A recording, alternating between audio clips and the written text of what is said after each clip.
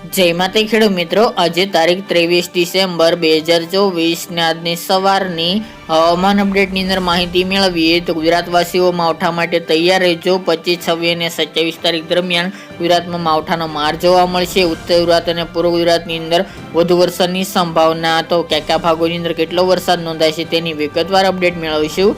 ચેનલમાં નવા હોય તો ચેનલને સબસ્ક્રાઇબ કરી નાખજો અને વિડીયોને લાઈક આપીને શેર કરી દેજો।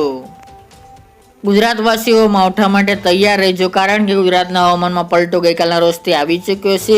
આગામી 25 તારીખ સુધી ગુજરાતના વાતાવરણમાં પલટો જોવા મળશે ઘણા ભાગોની અંદર, જેમાં દક્ષિણ ગુજરાત હોય, સૌરાષ્ટ્ર હોય અને ઉત્તર ગુજરાતના પણ અમુક ભાગોની અંદર હવામાનમાં પલટો જોવા મળી શકે છે। 25 તારીખથી ગુજરાતમાં માવઠાની એન્ટ્રી થઈ શકે છે અને આ માવઠું 25 થી લઈને 27 એમ 3 દિવસ દરમિયાન જોવા મળશે। માવઠાની વધુ શક્યતા ઉત્તર ગુજરાત અને પૂર્વ ગુજરાતની સાથે દક્ષિણ ગુજરાતની અંદર વધુ લાગી રહી છે। સાથે તે વિસ્તારના ખેડૂતો સાવધાન રહેવા વિનંતી, કારણ કે અમુક ભાગોની અંદર અડધા ઇંચ કરતાં પણ વધુ વરસાદની શક્યતાઓ છે। ખાસ કરીને ઉત્તર ભારતના ભાગમાંથી એક મજબૂત વેસ્ટર્ન ડિસ્ટર્બન્સ પસાર થવાનું છે, જેની અસર ગુજરાતમાં નોંધાઈ શકે છે। સાથે જ બંગાળની ખાડીની સિસ્ટમ પણ આગળ વધી રહી છે। આ બંનેને કારણે રાજસ્થાન ઉપર એક સાયક્લોનિક સર્ક્યુલેશન સક્રિય બનશે, જેના કારણે 25 થી 27માં ગુજરાતમાં હળવાથી મધ્યમ માવઠું જોવા મળે તેવી શક્યતા રહેલી છે। વિગતવાર માહિતી મેળવીએ તો જેમાં 25 તારીખની વાત કરવામાં આવે તો ગુજરાતના મોટાભાગના તમામ ભાગોની અંદર વાદળછાયું વાતાવરણ જોવા મળશે, જેના કારણે ઉત્તરના સાબરકાંઠા, બનાસકાંઠા, પાટણ, મહેસાણા જે બોર્ડર લાગુ વિસ્તાર છે ઉત્તરના, એ ભાગોની અંદર છાંટછૂટ પડી શકે છે 25 તારીખ દરમિયાન। બાકી કચ્છના રાપર, ભુજ, ભચાઉ, ગાંધીધામ જેવા ભાગોની અંદર પણ વાદળછાયું વાતાવરણ જોવા મળશે, ઘાટા વાદળો જોવા મળી શકે છે। સૌરાષ્ટ્રના જોઈએ તો તમામ ભાગોની અંદર વાદળછાયું વાતાવરણ જોવા મળશે 25, 26 અને 27 તારીખ દરમિયાન।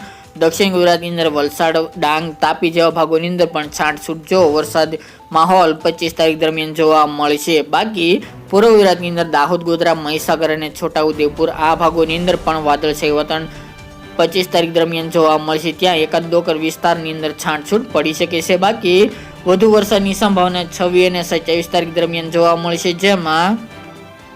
જેમની અંદર મિત્રો વાત કરવામાં આવે તો 25, 26 અને 27 તારીખ દરમિયાન વરસાદની સંભાવના આમ ગણવા જઈએ તો દક્ષિણ ગુજરાતના ભાગો હોય કે પછી મધ્ય પૂર્વના ભાગોની અંદર ખાસ કરીને વડોદરા છે, છોટાઉદેપુર આસપાસ, રાજપીપળા, આમોદ, દાહોદ, ગોધરા, બોર્ડર લાગુ વિસ્તાર, મધ્યપ્રદેશ, લુણાવાડા છે, કપડવંજ છે, મધ્ય ગુજરાતનો ભાગ છે, બાંસવાડા છે, તેમજ ડુંગરપુર, અરવલ્લી, મોડાસા, મહીસાગર, અરવલ્લીના અન્ય ભાગો, તેની સાથે વ્યારા, નવાપુર, આહવા, ડાંગ, સિલવાસ જેવા ભાગો, વલસાડ, વાપી, કપરાડા અને સુરતના પણ 1-2 ભાગોની અંદર વરસાદી માહોલ જોવા મળી શકે છે। આ એટલા ભાગોની અંદર હળવા મધ્યમ વરસાદની સંભાવના દેખાઈ રહી છે, જેની તમામે ખેડૂતભાઈ નોંધ લેવી।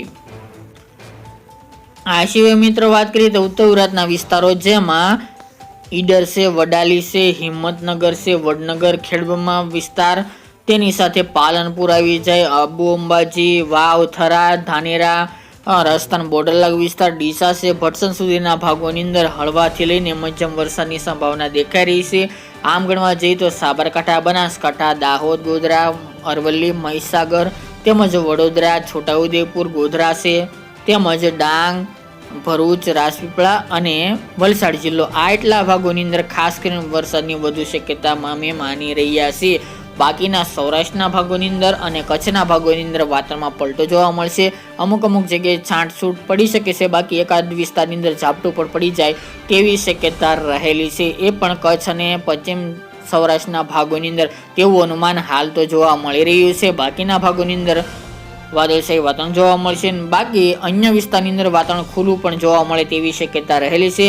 આમ ગણવા જઈએ તો 50 થી લઈને 60% વિસ્તારની અંદર માવઠાનો માર જોવા મળશે, પરંતુ એ પણ છૂટાછવાયા ભાગોની અંદર, જેની તમામે ખેડૂતભાઈ નોંધ લેવી। તો ચોક્કસપણે માવઠું થવાનું છે, એટલે સાવચેતી રાખવા વિનંતી। હમણાં ગુજરાતમાં તાપમાનમાં વધારો જોવા મળશે, ઠંડીમાં ઘટાડો થાય તેવી પણ શક્યતા રહેલી છે।